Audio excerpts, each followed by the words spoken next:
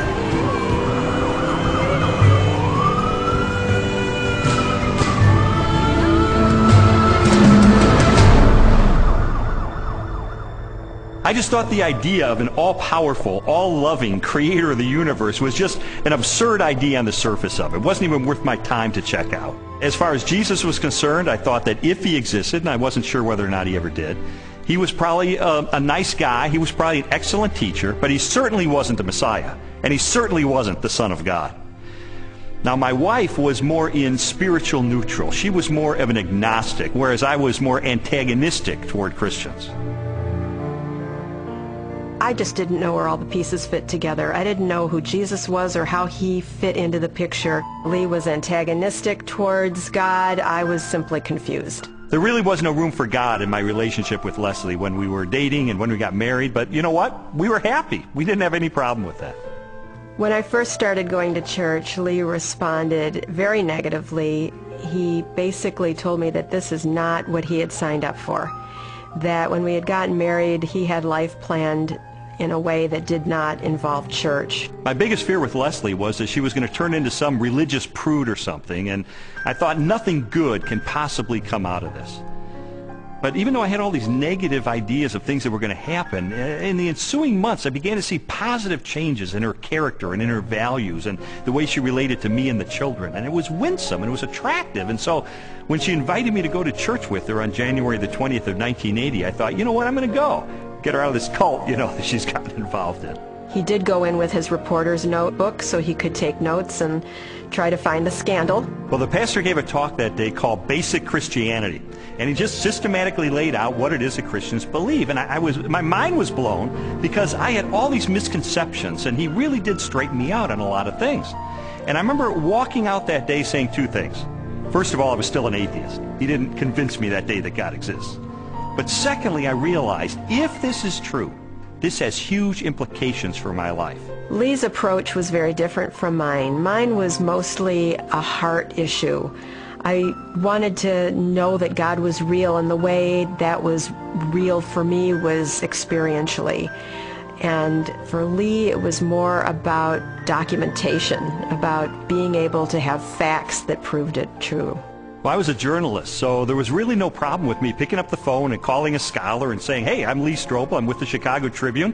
I'd like some background information about the New Testament. And so I would do that, and I thought it was going to be so easy to expose the fallacious thinking behind Christianity. But as it turned out, it took me almost 2 years of my life to investigate these issues. It really was, in a sense, the most exciting story I'd ever pursued as a journalist.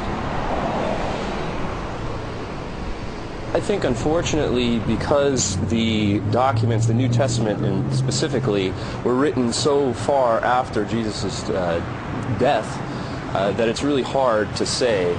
I don't know myself that it was real. I was not there, but people were there at that time. So their account of things that happened back 2,000 years ago has been passed down. As an attorney, I rely on evidence. And so, you know, it would be tough to get evidence at this late date. Well, I began my investigation by looking at the gospel accounts. How did I know that the New Testament was telling me the truth when it talked about Jesus? Now, obviously, I didn't accept the New Testament as being the inspired Word of God. I certainly didn't accept it as being inerrant. But what I had to accept it as being, which it undeniably is a set of ancient historical documents. And I knew that historians had criteria that they could apply to determine whether or not these documents are trustworthy. So those are the kind of people who I pursued. I went after the heavy hitters. I went after the expert witnesses who could help me sort through these issues. J.P. Moreland, Biola University. Mark Strauss, Bethel Seminary. Craig Blomberg, Denver Seminary.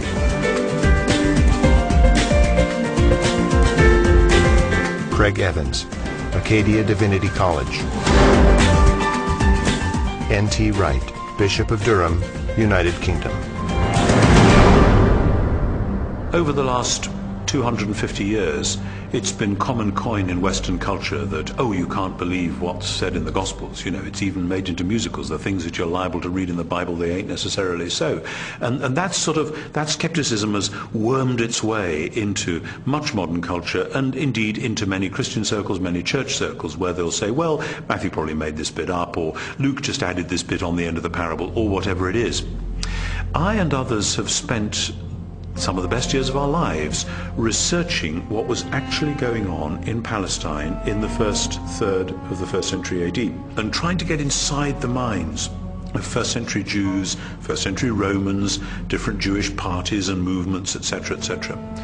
And the more that I have tried to do that, the more I've found that what you find in Matthew, Mark, Luke and John comes up in 3 dimensions and says, my goodness, this actually belongs, it makes sense, it fits, it gives us very vivid portraits of who these people were and what they were doing. The New Testament Gospels are biographies of Jesus.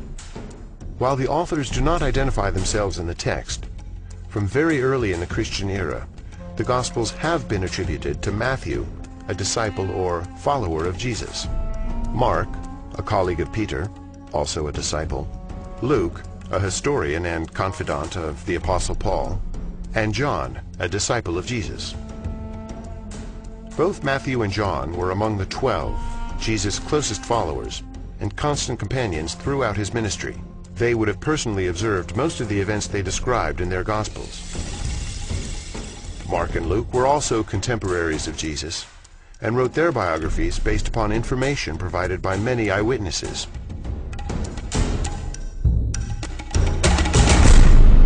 I knew from my years as a legal journalist the importance of eyewitness testimony. In fact, the first question that anybody asks is, how many eyeballs are there? How many eyewitnesses do you actually have? And I needed to determine whether or not contemporary scholars have ascertained whether or not the Gospels are rooted in eyewitness testimony. It's become evident to scholars of the first century that the Gospels were actually attempts to write biographies of Jesus. Now, not in the modern sense, because the Gospels are not particularly interested in his early years. But when it comes to Jesus' adult life and his activities, these are biographies.